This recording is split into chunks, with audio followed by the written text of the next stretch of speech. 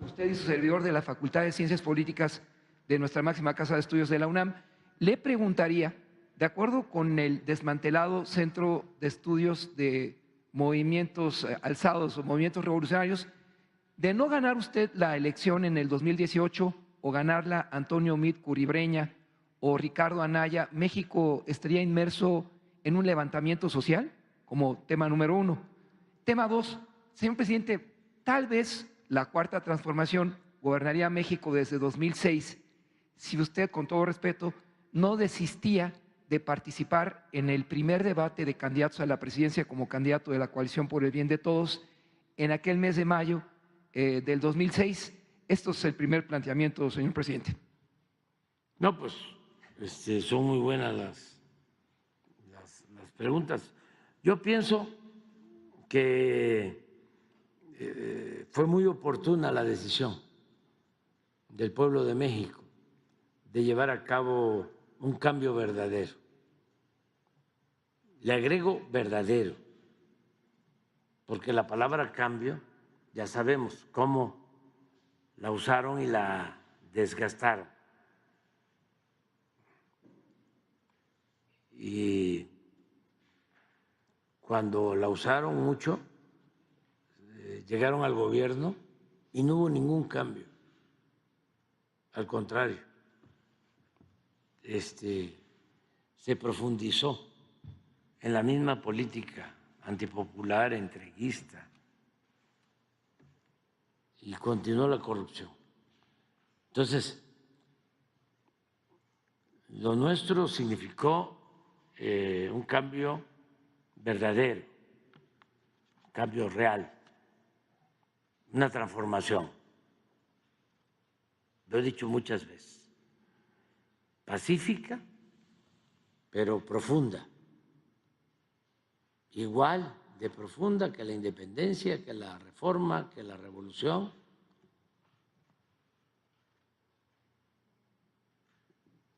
Una transformación radical. Y la palabra radical, siempre lo he dicho, viene de raíz, porque se está arrancando. La corrupción de raíz,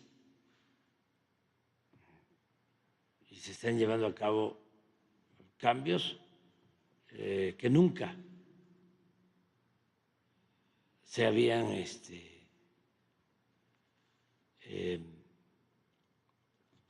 visto.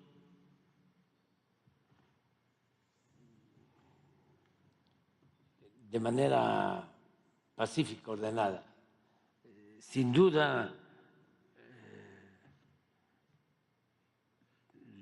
de las transformaciones que han habido, la que más cambios produjo en lo social fue la Revolución Mexicana, más que la Revolución de Independencia y más que la Revolución de Reforma. Porque la Revolución de Independencia, por ejemplo, se da en toda América. Toda América. Si ustedes revisan, casi al mismo tiempo obtienen la independencia de España todos los países de América Latina. Unos años antes, unos años después, pero es a principios del siglo XIX, por la decadencia de la monarquía española. Claro, aquí hay una peculiaridad, por eso somos especiales los mexicanos, porque aquí Hidalgo y Morelos no solo luchan por la independencia, luchan por la justicia, luchan por la abolición de la esclavitud.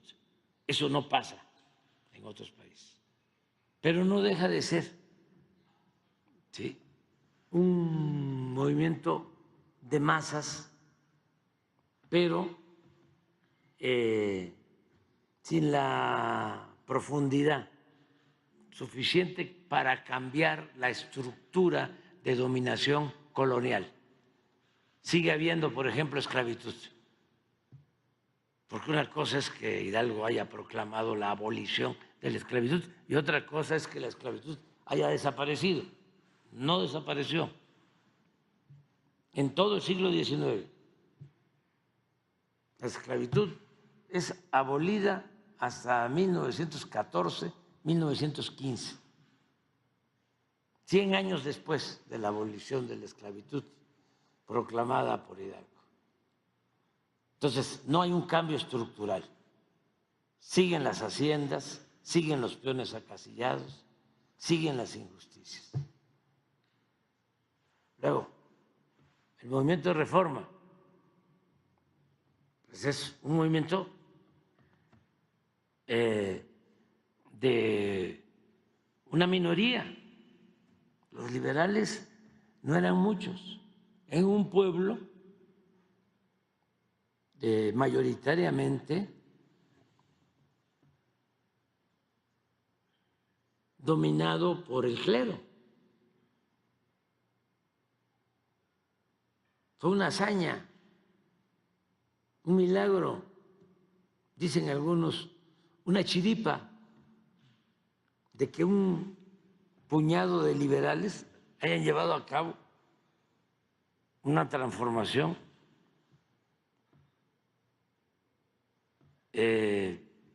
muy trascendente, la primera transformación del mundo en cuanto a la separación del poder político, del poder civil, del eclesiástico, bajo el principio bíblico de que al César lo que es el César y al Dios lo que es de Dios. Eso fue milagroso. Por eso eran hombres, yo agregaría mujeres, que parecían gigantes los liberales. Los mejores políticos están en esa época, los mejores periodistas, los más inteligentes, los más patriotas. Fue una hazaña eso.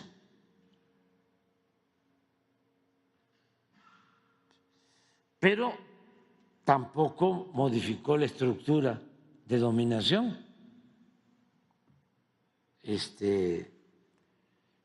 Porque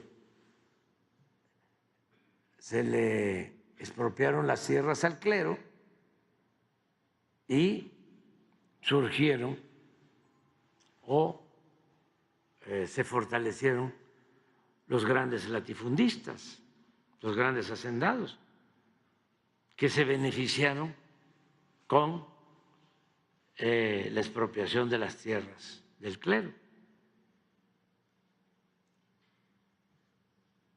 Y siguió la esclavitud. El peón no era considerado ciudadano, no tenía derecho a votar.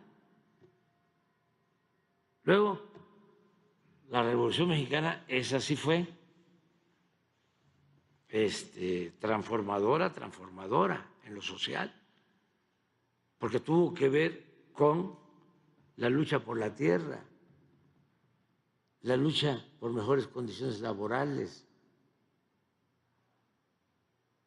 No había una jornada de 8 horas, eran 16 horas, no era de 6 a 6, no, era de 5 a 8, de 5 de la mañana a 8 de la noche en algunos lugares. Y no había vacaciones y desde luego no había día de descanso. Y el salario, pues nunca alcanzaba y por eso la deuda era de por vida, la heredaban los trabajadores del campo, de la ciudad, a sus hijos.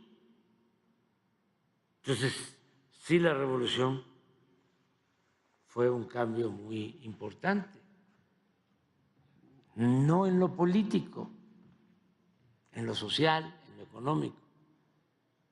Y lo nuestro es una revolución pacífica, profunda, sin duda, la de mayor participación ciudadana.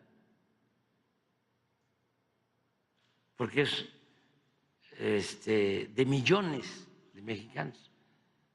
Proporcionalmente participan ahora más que los que participaron, sí, aunque era menos la población, en la independencia, en la reforma, en la misma revolución. Ahora son millones. Incluso esta transformación es la que tiene más ciudadanos conscientes, mujeres y hombres, en el mundo.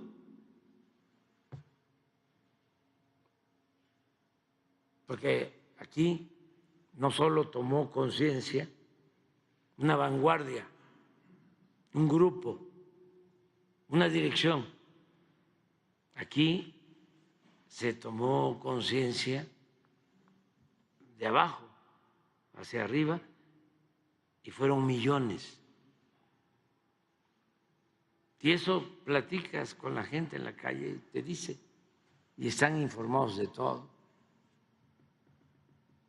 Fue realmente algo excepcional. Entonces, eso llevó a que se diera el cambio.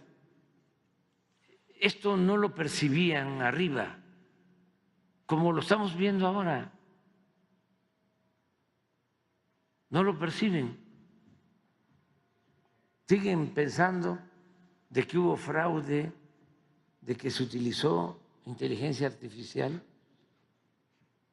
por los supuestamente más inteligentes. Hablan de que el pueblo es tonto, manipulable, ya sea Aguilar Camín o Said o Krause y otros. Y cuando se habla, por ejemplo, de ignorancia, pues se piensa que el ignorante es el de abajo de la pirámide social.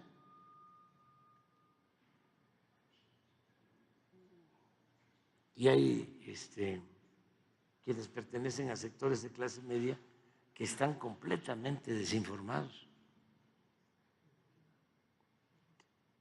Pero ellos no lo internalizan, no lo aceptan.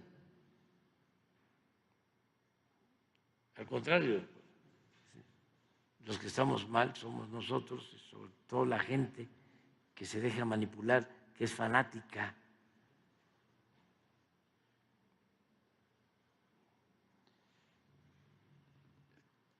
Si no se hubiese dado el cambio, estaríamos peor, pero muy mal, muy mal, en todos los terrenos, en el económico, en lo social, en violencia.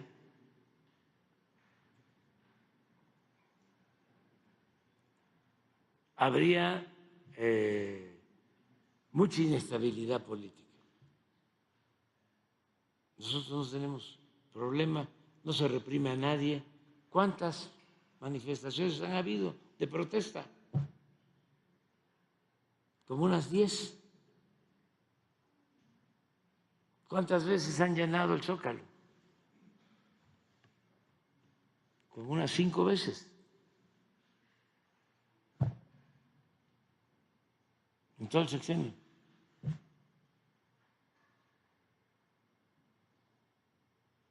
O sea, no hemos tenido problema. Afortunadamente,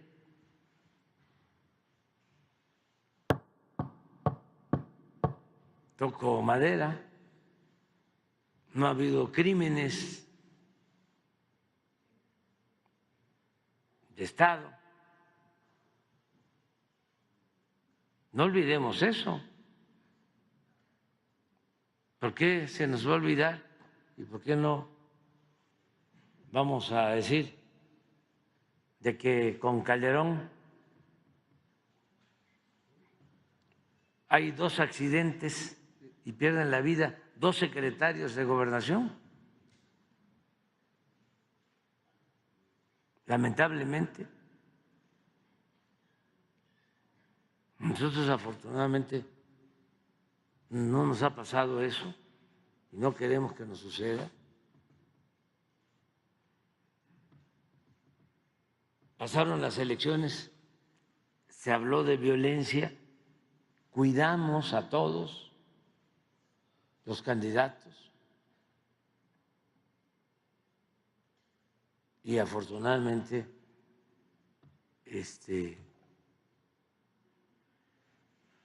no hubo muchos asesinatos políticos. Hubieron casos de candidatos a presidentes municipales, de diputados, muy pocos.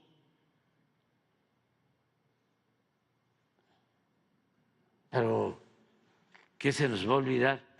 Que en una campaña asesinaron al candidato del PRI, Luis Donaldo Colosio.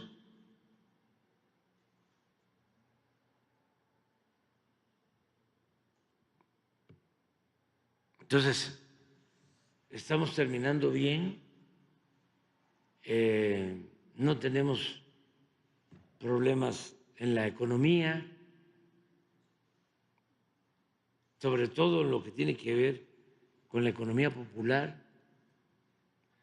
Estamos hablando de los ingresos de la gente, se ha combatido la pobreza, hay trabajo, aumentó el salario y en cifras macroeconómicas, récord. Imagínense, todavía nos falta 1 mes y medio, pero ya lo estamos logrando. Vamos a llegar al fin del sexenio sin devaluación del peso. ¿Desde cuándo no se veía esto? Desde 1970, más de 50 años. Récord en reservas internacionales del Banco de México. ¿Cuántos son las reservas? 222,000 millones de dólares. 222,000 millones de dólares, las reservas internacionales de México. Récord en inversión extranjera. El año pasado, 36,000 millones de dólares. Este año vamos a pasar los 40,000. Récord, ya lo vimos, en remesas. Este año vamos a llegar, calculo, a los 65,000 millones de dólares. Récord en desempleo. Somos de los países con menos desempleo en el mundo. Y la inversión pública también ha crecido muchísimo. Desde que se cancelaron los trenes de pasajeros por primera vez, vamos a dejar pues cerca de 2,000 kilómetros de trenes de pasajeros.